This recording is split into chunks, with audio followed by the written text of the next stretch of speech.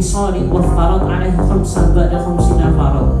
Jadi ketika Nabi Muhammad sallallahu alaihi wasallam min ghairi kaifin wal hisar, maksudnya adalah ketika Nabi Muhammad sallallahu alaihi wasallam itu bisa mewajah, bisa melihat Allah Subhanahu wa taala ketika peristiwa Isra Mi'raj atau kaifiyah dan yang lain.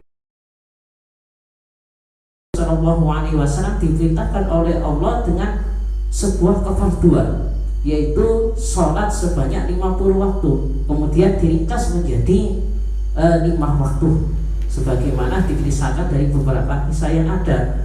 Jadi pada intinya di sini dari beberapa 3 natum yang dibacakan ini mengenai Isra Mi'raj.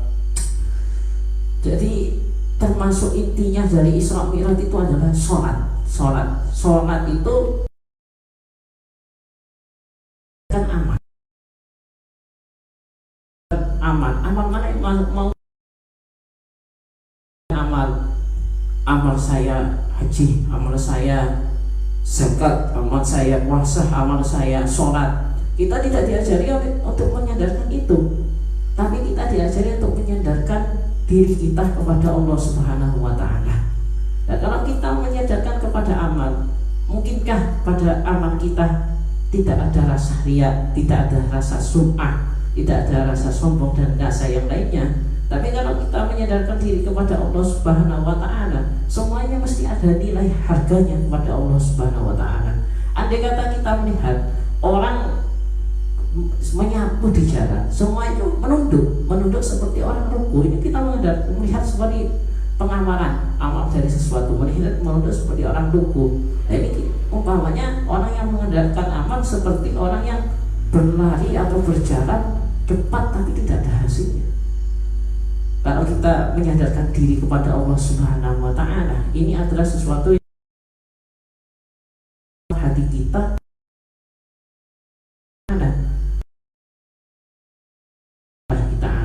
melaksanakan sholat karena nistelakan papakone Allah Subhanahu wa taala, menjalankan sholat karena menjalankan perintah Allah Subhanahu wa taala. Jadi kalau sholat itu perwujudan ibadah kita kepada Allah Subhanahu wa taala, penghambaan diri kita kepada Allah Subhanahu wa taala. Kita diperintah sholat oleh Allah Subhanahu wa taala melalui kanjeng Nabi Muhammad, kemudian kita menjalankannya. Ini adalah termasuk perwujudan kita menjalankan apa yang diperintahkan oleh Allah Subhanahu wa taala. Jadi pada intinya sholat itu adalah tiangnya agama, dan kemudian kita tidak akan diterima sholat kita kalau hanya amalia saja, kalau tidak kita merawat yang namanya hati. Dalam hadis dijelaskan seperti ini, innallaha la yaqbalu sholatan li'in hatta yakunu qalbuhu ma'a jawarihi. Allah tidak akan menerima sholatnya seseorang hatta yakunu qalbuhu ma'a jawarihi, sehingga ada hatinya dengan anggota badannya itu nyambung kepada Allah Subhanahu wa taala. Jadi ada hubungan erat antara zahir dan batin kita kepada Allah Subhanahu wa taala. Ketika kita diajari sholat itu untuk khusyuk, kemudian gini, saudara-saudara, kalau ditanya sampai sholat khusyuk bisa apa enggak? Bisa enggak apa sholat kita melakukan sholat khusyuk, tingkatan khusyuk saja, khusyuk yang paling rendah. Jadi di dalam sholat itu di dalam Al-Quran itu dijelaskan bahwa tentang masalah khusyuk. Jadi sholat itu dijelaskan berat, wa innaha lakabiratun illa 'alal khashiyin. Jadi sholat itu berat kecuali untuk orang-orang yang khusyuk. Apakah kita bisa khusyuk ketika melakukan sholat? Apakah kita bisa condong terus kepada Allah Subhanahu wa taala ketika sholat? Sedangkan Sayyidina Ali karramallahu wajhah pernah dijelaskan dalam sebuah riwayat, ini sholat yang para sahabat, satu sahabat saja itu seorang wali atau ulama masih tinggi derajatnya seorang sahabat yang ngaji langsung kepada Rasulullah SAW. Beliau bilang, ketika saya mau selesai sholat saya masih ingat surga. Nah, ini artinya dalam konteks agama Islam maupun kita itu dianjurkan untuk berusaha sholat khusyuk. Ada kita tidak mampu, kita lakukan berusaha untuk sholat khusus, berusaha semampu kita. Fattaqullaha mastata'tum, bertakwalah kepada Allah fastata'tum, semampu kalian semua. Ayyajibu ala kulli mukallafin ayyataqida anna Rasulullah sallallahu ta'ala akramu nabiyhi Muhammad sallallahu alaihi wasallam bil Isra'i lailan fi nahwi arba'i sa'atin aw salasatin aw aqalli min dhalik. Jadi setiap orang mukallaf, setiap orang muslim, setiap bahwa Allah Subhanahu wa ta'ala itu sangat memuliakan, paling memuliakan akram, jadi apa? Jalan tafdil, afdal, akramu Nabi Muhammad sallallahu alaihi wasallam, sangat memuliakan Nabi Muhammad sallallahu alaihi wasallam. Contohnya salah satunya dengan Isra Mi'raj yang dilakukan pada suatu malam, masanya itu arba'a sa'atin. Ada yang mengatakan itu cuma 4 jam. Ada yang mengatakan salah satin, arti itu cuma 3 jam. Awal min dari, atau lebih sedikit dari itu. Jadi ulama-ulama itu, salah satunya Syekh Nawawi Al-Jawi mengatakan bahwa peristiwa Isra dan Mi'raj itu dilakukan pada suatu malam, waktunya itu cuma 4 jam. Ada yang mengatakan itu 3 jam. Ada yang mengatakan lebih sedikit dari itu. Ini adalah pendapat para alim ulama. Jadi banyak-banyak riwayat. Jadi dalam satu malam itu cuma ada 3 jam, 4 jam atau sebegitu itu Nabi Muhammad SAW melakukan Isra Mi'raj. Dan kalau tidak mukjizat, tidak mungkin itu terjadi. Makanya ini termasuk dari keyakinan kita. Bagaimana kita meyakini bahwa Isra Mi'raj itu benar-benar terjadi. Jadi masuk kepada yang dinamakan i'tiqad, keyakinan kita tentang iman dan Islam sendiri. Ketika kita ditanyakan apa iman itu, apakah iman? Iman itu percaya. Iman itu secara lughat itu percaya. Kemudian secara syarat at-tasdiqu bima sanad bidarurah, membenarkan segala yang dibawa Nabi Muhammad SAW itu pasti benar. Sedangkan Islam, apa Islam itu? Islam adalah agama kedamaian, Islam itu agama keselamatan dan yang lainnya. Kemudian apa yang dikatakan dengan Islam? Islam itu dibangun dengan 5 pondasi. Ketika Nabi Muhammad SAW diperisani Nabi Muhammad diperisani oleh malaikat Jibril, man Islam, man iman, apa Islam, apa iman. Dan yang dikatakan Islam, bunyan Islamu ala khamsin. Islam itu dibangun atas 5 perkara. Yang pertama syahadatin alla ilaha illallah wa anna Muhammadar Rasulullah sallallahu alaihi wasallam, wa iqamus shalah wa ita'az zakah wa shaum Ramadan wa hajjul baiti man istata'a ilaihi sabila. Sedangkan Syekh Nawawi Al-Jawi juga mendefinisikan Islam masyara'allahu ala dinihi minal ahkam, semua yang disyariatkan Nabi Muhammad SAW dari beberapa hukum. Nah ini juga termasuk definisi para ulama. Islam itu dibangun atas 5 pondasi, menegakkan sholat, kemudian bunyan Islam ala khamsin syahadatin an la ilaha illallah wa anna Muhammadar Rasulullah. Setelah syahadat kita diajarkan iqamus shalah, menegakkan sholat, wa ita'uz zakah, kemudian menunaikan zakat, wa shaum Ramadan, berpuasa di bulan Ramadan, wa hajjul baiti man istata'a ilaihi sabila. Hijjul bait, haji ke Baitullah, man istata'a, barang siapa yang mampu ilahi kepadanya hijjul bait sabilan, artinya perjalanannya. Jadi kalau sudah bisa melaksanakan itu, kita dianjurkan, diwajibkan untuk haji bagi yang mampu. Nah ini adalah peristiwa Isra Mi'raj. Diriwayatkan dalam beberapa riwayat, wa fi riwayatin annahu raja'ah wa Khadijah lam tatahawwal an jambiha, wa fi riwayatin annahu raja'ah qabla an yabruda Muhammad sallallahu alaihi wasallam wa kana dzalika lailatan isnain awil jum'ah awis sabati aqwal. Beberapa riwayat mengatakan seperti ini, bahwa tadi di musnad itu ada yang mengatakan jam atau lebih dari itu. Kemudian diriwayatkan bahwa Mi'raj ketika Sayyidah Khadijah sudah merasa Nabi itu tidak ada di samping beliau. Ada yang mengatakan saking cepatnya, ada yang mengatakan bahwa Nabi itu kembali sebelum tempatnya itu menjadi tinggi Senayan. Ada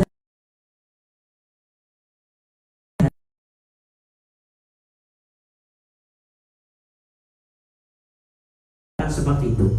Bahkan Nabi Muhammad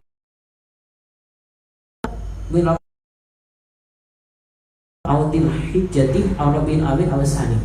Ada yang mengatakan itu terjadi di bulan Ramadan, ada yang mengatakan itu di bulan Syawal, ada yang mengatakan itu di bulan Rajab, ada yang mengatakan itu di bulan Dzulhijjah, ada yang mengatakan di Rabiul Awal atau Rabiul Tsani. Beberapa pendapat seperti itu. Ini pendapatnya para alim ulama dan para ahli sejarah. Kemudian ada yang pendapat yang rajih. Pendapat yang rajih itu adalah pendapat yang masyhur.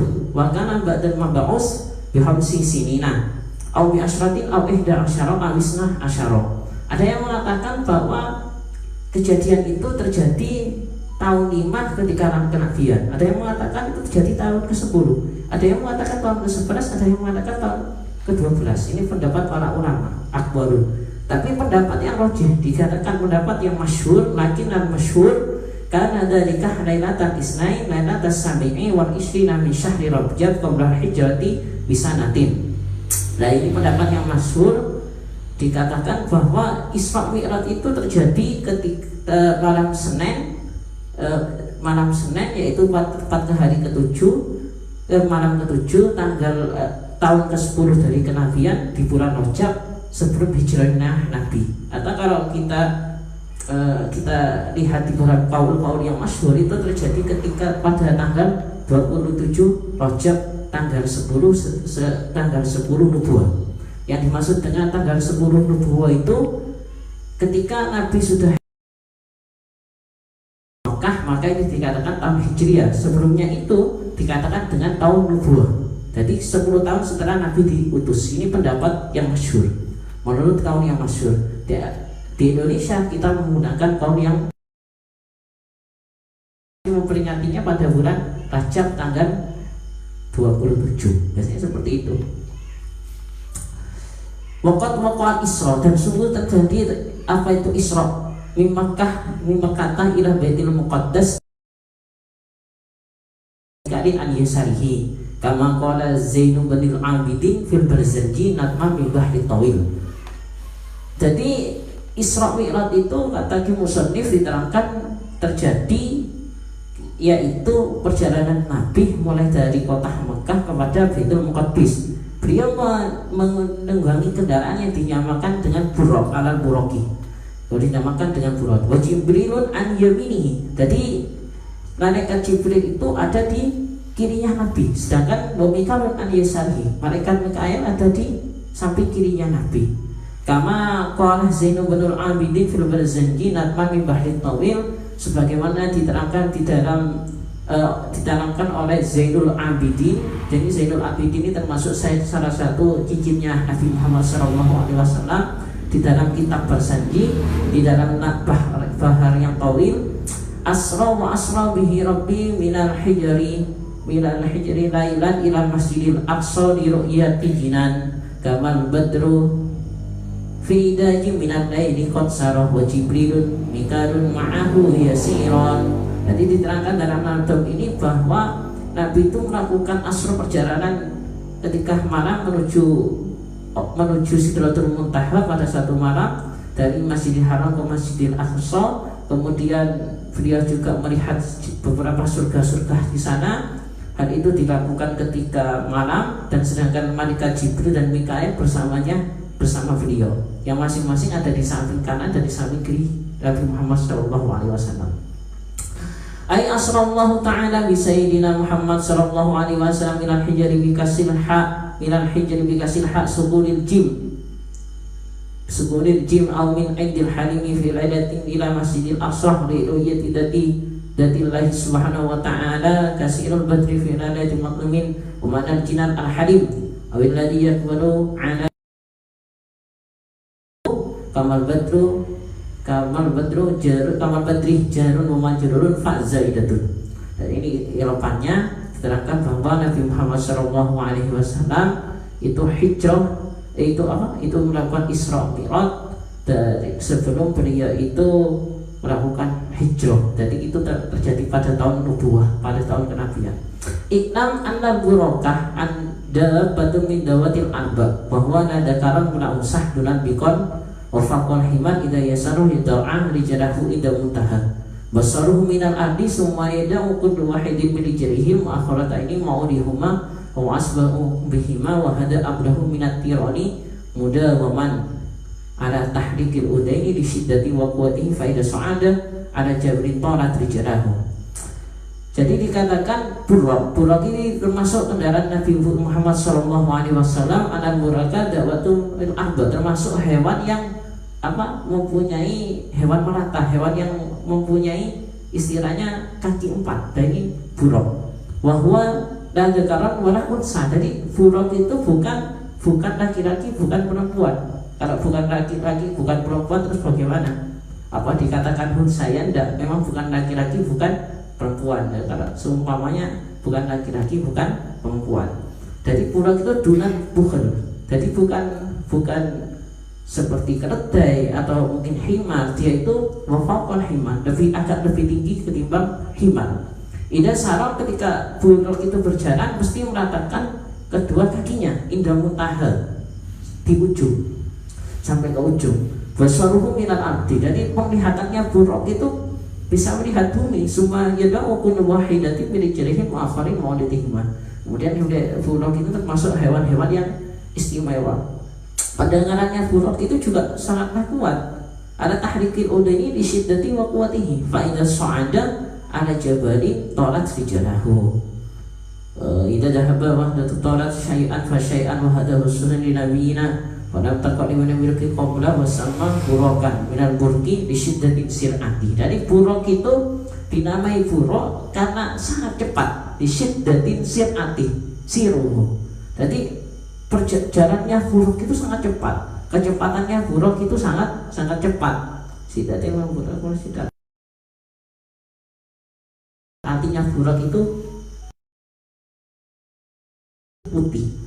Saking cepatnya buraq, dikatakan beberapa riwayat buraq itu punya kecepatan kalau ultrasonik itu mungkin secepat kilat. Lagi mungkin menurut saya itu pendapat saya mega ultrasonik karena sangat cepat. Makanya Nabi Muhammad SAW saking cepatnya buraq itu bisa melakukan yang namanya perjalanan sangat jauh dari Mekah menuju Masjidil Aqsa itu dalam waktu yang sangat singkat. Dan ini termasuk mujizatnya Nabi Muhammad SAW. Kalau kita ukur jaraknya dari Mekah ke Masjidil Aqsa itu ada sekitar 15.000 atau 4.000 kilo yang bisa perjalanannya kalau memakai unta zaman dahulu itu 40 hari 40 malam. Tapi ini bisa dilakukan hanya dalam waktu 1 malam. Bukan ada yang mengatakan cuma 4 jam, ada yang mengatakan 3 jam, atau yang lebih sedikit dari itu. Dalam beberapa ayat dikategorikan seperti itu. Jadi termasuk mukjizatnya Nabi Muhammad SAW.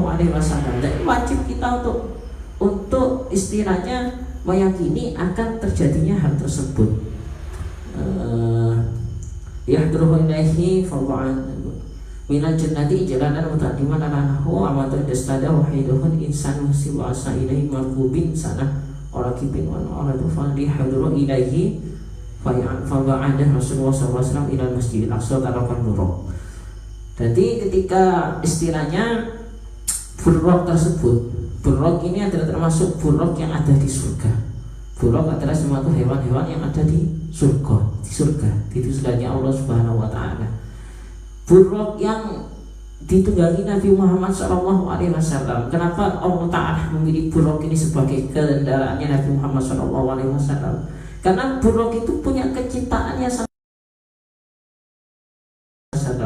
setiap hari. Di beberapa riwayat beliau itu terus menangis ingin melihat Nabi Muhammad SAW. Jadi ada seiran bagaimana cintanya buraq kepada kanjeng Nabi Muhammad. Saking cintanya orang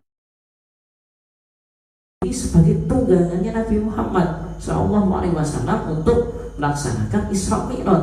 Dalam riwayat lain juga diterangkan bahwa sesuatu yang mencintai Nabi Muhammad SAW akan dikumpulkan dengan beliau kelak di surga.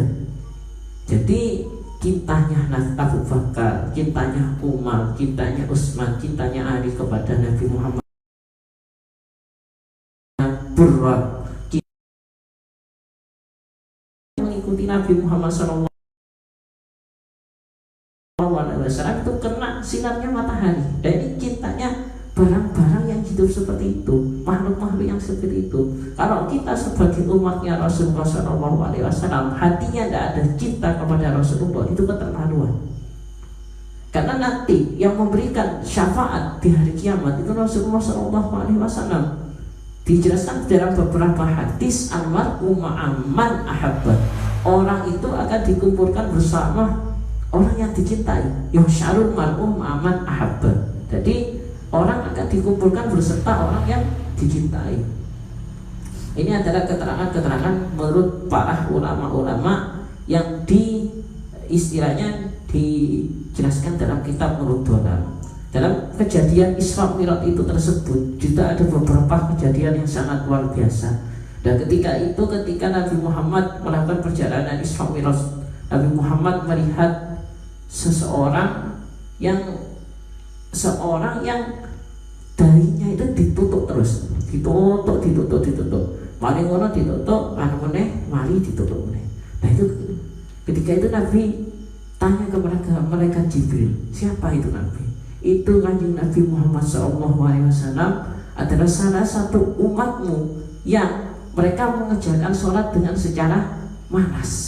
Jadi na'udzubillah, kalau kita itu jangan sampai jadi orang yang celaka, cuma merasa tinggi di hadapan manusia, sehingga kita tidak dapat pangkat dari Allah Subhanahu wa Ta'ala. Hanya ingin dilihat oleh manusia, hanya ingin dianggap wong, hanya ingin dikatakan ahli ibadah, ahli dan yang lainnya, sehingga perasaan tersebut mengakibatkan kita jauh dari Allah Subhanahu wa Ta'ala. Bertambah ilmunya bukan tambah dekat dengan Allah, malah menjadi tambah jauh dari Allah. Manis dada iman lam yasdad hudan lam yasdad ilah ba'idan anillah. Barang siapa tambah ilmunya, tidak tambah petunjuknya, maka ba'idan anillah, dia itu jauh dari Allah Subhanahu wa Ta'ala. Kemudian dijelaskan dalam beberapa riwayat juga, ketika Nabi Muhammad SAW Isra, beliau melihat seseorang yang menanam sesuatu, kemudian tumbuh, ada buahnya diambil, kemudian tumbuh lagi, buahnya terus melimpah buah tersebut, mau diambil tidak habis-habis. Kemudian Nabi bertanya lagi kepada malaikat Jibril, siapa itu wahai malaikat Jibril? Itu adalah umat engkau ya Rasulullah. Dia itu adalah orang yang hartanya diinfakkan kepada jalannya Allah Subhanahu wa Ta'ala. Infak fi sabilillah, hartanya digunakan untuk jalannya Allah Subhanahu wa Ta'ala. Ibaratnya seperti itu. Ibarat orang yang menanam sesuatu, tumbuh, kemudian dipanen tidak habis-habis. Ini ganjarannya besar di hadapan Allah Subhanahu wa Ta'ala. Contoh saja kita berinfak di jalannya Allah. Seumpamanya kita istilahnya menaruh sesuatu di masjid, menaruh uang di masjid untuk pembangunan masjid, atau kita menyumbang sesuatu untuk sesuatu di jalannya Allah, kegiatan-kegiatan keagamaan, majelis-majelis keagamaan, kita sumbangkan sedikit dari harta kita. Kalau itu terus dilaksanakan, otomatis ini akan menjadi amal yang tidak putus-putus, menjadi amal jariah. Sebagaimana dikatakan di dalam hadis Nabi Muhammad SAW, idza mata ibnu Adam, ketika mati ibnu Adam, iqata amaluhu ila bisalasin, maka akan putus amalnya itu kecuali tiga perkara. Yang pertama itu adalah sedekah jariyah, ilmu yang bermanfaat, kemudian doaun waladun soleh, doanya anak yang soleh. Jadi sedekah jariyah seperti contohnya infak fisabilillah, kemudian ilmu yang bermanfaat, misalnya kita itu mengajar seseorang anak kecil, ibnan, mengajar anak kecil untuk membaca Al-Quran. Kemudian anak kecil itu suatu saat punya murid lagi, sehingga besar punya murid lagi, maka ini akan menjadi ilmu yang bermanfaat. Jadi tidak akan putus-putus juga. Kemudian doa waladun soleh, doanya anak yang soleh.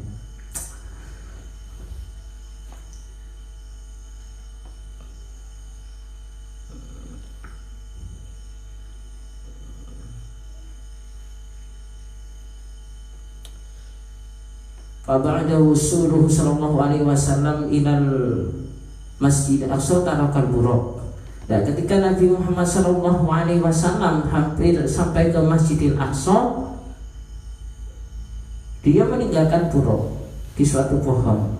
Kemudian dalam majelis tersebut, karena yajlisu 'alaiha Daud alaihi salam wa wadaha ibnu Sulaiman ila audihi sallallahu alaihi wasallam. Kemudian Nabi Muhammad sallallahu alaihi wasallam ketika di Masjidil Aqsa diceritakan dalam kitab ini didatangi oleh Nabi Daud dan putranya Nabi Sulaiman sallallahu alaihi wasallam. Nabi Daud dan Nabi Sulaiman. Kemudian yurkibuhu fi ruju'ihi ila Makkah ba'da urujihi. Kemudian Nabi Muhammad sallallahu alaihi wasallam dikisahkan seketika ketika beliau itu kembali untuk menuju ke Mekah, beliau menunggangi Buraq. Untuk kembali ke Mekah menunggangi Buraq pada urujihi ila sama, setelah beliau itu turun dari langit. Jadi kisah ini ternyata terjadi setelah Isra Mi'raj. Nabi Muhammad SAW di Masjidil Aqsa bertemu dengan Nabi Daud dan Nabi Sulaiman. Hada huwal masyhur, ini adalah pendapat yang masyhur. Anhu ahwaluhu sallallahu alaihi wasallam wa ma'arif waladi dalas alaihi riwayatul Bukhari, berdasarkan riwayatnya Imam Bukhari. Anahu sallallahu alaihi wasallam sa'ada ma'al buraq fa waqa ruju' tilka surati ila haitsuma sya'allah ba'da udhni Jibril alaihi wassalam wa aqama wa sallallahu alaihi wasallam alaihi raqataini imaman bi jamil anbiya wal mursalin alaihim fi baitil muqaddas kama Zaidu bin Abidin fil Barzanji fitnat minat tawil. Jadi ceritakan Nabi Muhammad sallallahu alaihi wasallam ketika di Masjidil Aqsa setelah turun dari langit, beliau itu sholat 2 rakaat menjadi imam para anbiya dan mursalin di Baitul Maqdis. Ini adalah kisah Nabi Muhammad SAW ketika melakukan Isra Mi'raj. Ketika itu Nabi Muhammad setelah melakukan Isra Mi'raj, dan diceritakan beberapa riwayat ketika Nabi Muhammad SAW melakukan yang namanya Mi'raj. Ada kata Isra, ada kata Mi'raj. Jadi Isra Mi'raj itu berasal dari 2 kata. Yang pertama Isra, perjalanan Nabi Muhammad SAW dari Mekah menuju Baitul Muqaddas atau Masjidil Aqsa. Jadi yang dikatakan Isra adalah itu. Kemudian yang dikatakan Mi'raj adalah naiknya Nabi Muhammad SAW dari Masjidil Aqsa menuju Sidratil Muntaha, menunggangi Buraq ditemani oleh malaikat Jibril dan malaikat Mikail. Jibril ada di samping kanan, Mikail ada di samping kirinya beliau. Kemudian setelah beliau itu di Sidratil Muntaha, beliau mendapatkan perintah sholat 5 waktu oleh Allah Subhanahu wa Ta'ala. Setelah itu beliau turun di langit dunia, kemudian beliau menjadi imam bagi para anbiya dan mursalin. Pertama beliau bertemu dengan Nabi Daud dan Nabi Sulaiman. Pada dasarnya Nabi Muhammad SAW Isra Mi'raj ini adalah salah satu oleh-olehnya Nabi. Intinya dari Isra Mi'raj SAW itu sholat perintahnya Allah Subhanahu wa Ta'ala, yang kita sebagai umat manusia diperintahkan untuk menjalankan yang namanya sholat. Wa tarhisu qissatul Isra wal Mi'raj annahu atahu sallallahu alaihi wasallam Jibrilun wa Mikalun wa Malasun salis lam ya'rif ismuhu qabla huwa Ismail sahibus sama'i dunya wa qabla huwa Israil bin Hatibi aw Syah bin Abi Thalib aw baitihi aw baiti Ummi Hain riwayatin jamaah bainama binahum atahu fi baiti Ummi Hani. Jadi dikisahkan bahwa Nabi Muhammad SAW di beberapa riwayat itu didampingi malaikat Jibril, malaikat Mikail, dan 3 malaikat yang tidak diketahui namanya. Tapi Rafismuhu. Dalam langit itu, langit yang ketika Nabi Muhammad SAW naik dari Masjid Aqsa menuju Sidratil Muntaha, langit itu terbagi menjadi 7 lapis. Dijelaskan di dalam Al-Quran, alladzi khalaqas sab'a samawatin tibaqa. Jadi langit itu ada 7 lapis langit. Ada langit yang pertama, langit yang kedua, langit yang ketiga, langit yang keempat, langit yang kelima, langit yang keenam, langit yang ketujuh. Alladzi khalaqas sab'a samawatin tibaqa. Di dalam beberapa keterangan tafsir seperti itu. Dari beberapa langit 1, 2, 3, 4, 5, dan 6 dan 7, beliau itu bertemu dengan para anbiya. Kemudian setelah sampai di Sidratul Muntaha, Nabi Muhammad SAW itu mendapatkan perintah sholat 50 waktu oleh Allah Subhanahu wa Ta'ala, naik turun lagi. Nabi Muhammad itu turun. Ternyata setelah beliau mendapatkan dawuh dari Nabi Musa bahwa seumpama sholat 50 waktu, apakah umatnya sanggup wahai Nabi Muhammad SAW? Kemudian kalau seumpamanya sampean itu kiranya umat itu tidak mampu, maka sampean matur lagi ke hadirat Allah Subhanahu wa Ta'ala. Ketika matur lagi dumateng Allah Subhanahu wa Ta'ala, diberikan sholat yang 5 waktu. Akan tetapi ganjarannya itu sangatlah luar biasa di dalam sholat 5 waktu. Dalam beberapa riwayat dijelaskan bahwa Nabi Muhammad SAW tidak pernah sholat kecuali dengan sholat berjamaah. Itu beberapa riwayat dijelaskan seperti itu. Saking utamanya sholat berjamaah ketimbang sholat fardu.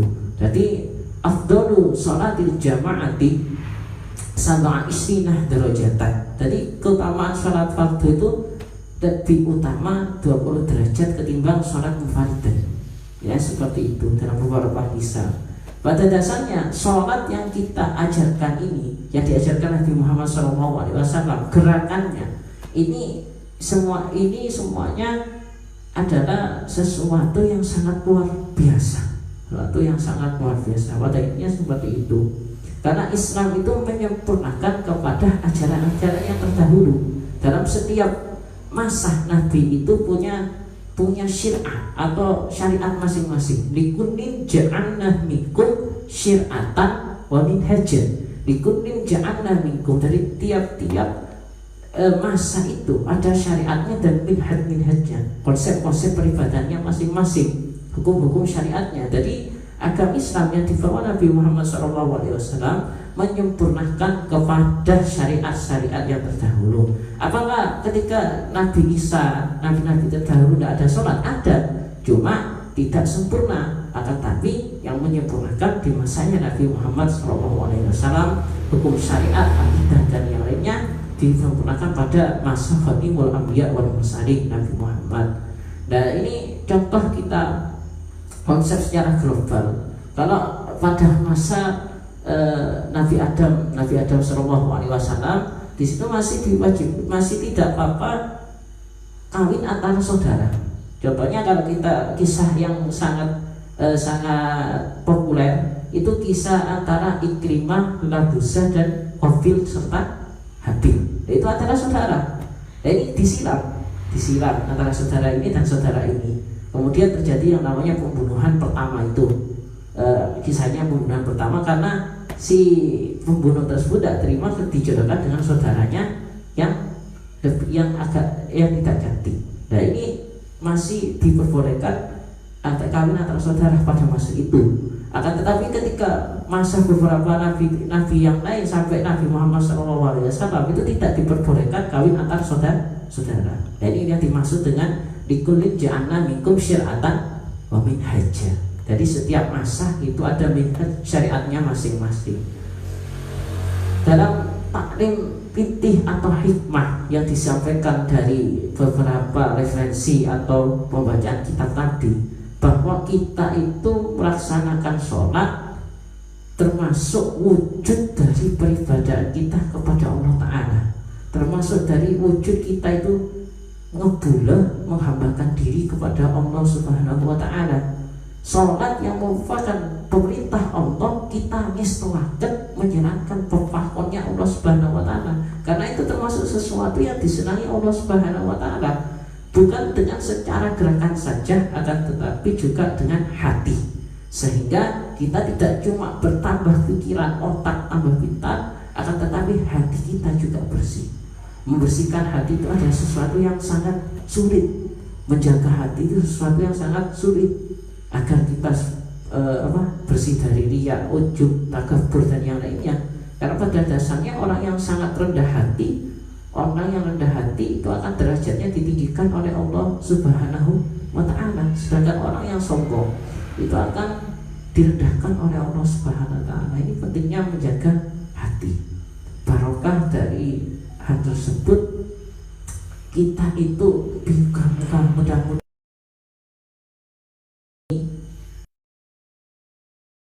Allah Subhanahu wa taala. Allahumma shalli ala Muhammad sallallahu alaihi.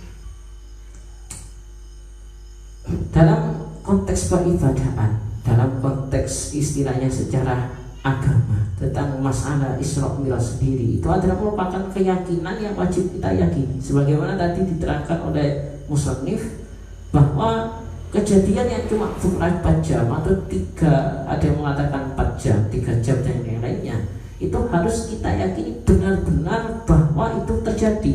Oleh karena itu ketika Nabi Muhammad SAW itu selesai melakukan Isra Mi'raj, menyampaikan apa yang diperintahkan oleh Allah, para kaum munafikin, kaum kafir, kemudian orang-orang Quraisy banyak yang tidak percaya akan kejadian tersebut, karena itu hanya sangat sedikit atau ada sangat sedikit lah istilahnya, sedikit tidak masuk akal. Akan tetapi yang mempercayai pertama kali adalah sahabat beliau bernama Abu Bakar. Oleh karena itu beliau diberi gelar As-Siddiq, artinya orang yang terpercaya. Abu Bakar As-Siddiq. Nama asli dari Abu Bakar adalah Abu Quhafa, Abdullah bin Abi Quhafa. Dan nama asli dari Sayyidina Abu Bakar. Dia termasuk sahabat-sahabat Nabi yang namanya juga diabadikan di Al-Quran sebagaimana ayat la tahzan innallaha ma'ana. Ini berhubungan dengan Abu Bakar, tentang kisahnya Abu Bakar yang ada di gua ketika diburu oleh Suraqah bin Malik. Kemudian kisah itu diabadikan di Al-Quran. Orang yang mendapatkan kisah di Al-Quran namanya diabadikan sebagai orang soleh. Beliau termasuk wali-walinya Allah yang sangat luar biasa. Termasuk salah satunya yang diabadikan di Al-Quran selain yang Nabi, ada yang beriwayat yaitu kisahnya Luqmanul Hakim, kisahnya Sayyidatina Maryam, kisahnya Ali Imran, kisahnya Sayyidina Abu Bakar dan Nabi ketika ada di gua. Nah, ini adalah berkat apa seperti itu? Berkat beliau itu punya rasa cinta dan juga punya rasa yang luar biasa menghambakan diri kepada Allah Subhanahu wa taala. Makanya penting oleh Isra Mi'raj itu kita amalkan bukan hanya dengan amal saja, dengan hati. Sholat itu diajari gini, inna sholati wa nusuki wa mahyaya wa mamati lillahi rabbil alamin. Sesungguhnya sholatku, hidupku dan matiku itu miliknya Allah Subhanahu wa ta'ala, lillahi rabbil alamin. Semuanya karena Allah. Jadi kita menyandarkan diri kepada Allah, bukan menyandarkan diri kepada amal. Kalau amal kita yang mau disandarkan, mana amal kita yang mungkin diterima? Mana kita masuk surga saja, semuanya orang masuk surga itu dengan rahmatnya Allah. Udkhulul jannata bi rahmati, masuklah surga dengan rahmatnya Allah. Itu keterangan seperti itu. Jadi kalau seumpama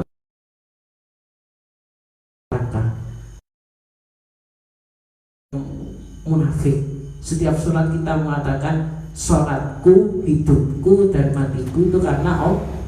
Inna sholati wa nusuki wa yahya wa mati lillahi rabbil alamin. Tapi ketika berjalan ke sana bukan karena Allah. Waktu yang melaku merono tidak karena Allah, semuanya tidak karena Allah. Nah ini sesuatu hati yang konkret. Sedangkan di sholat itu juga dijelaskan iya karena budu wa iya karena ta'in. Kita iya karena budu cuma kepada Allah kita menyembah, cuma kita kepada Allah mendapatkan nasta'in, meminta pertolongan. Sedangkan banyak konsep yang mengatakan orang-orang zaman sekarang, saya sudah sholat tapi rezeki saya masih seperti ini saja.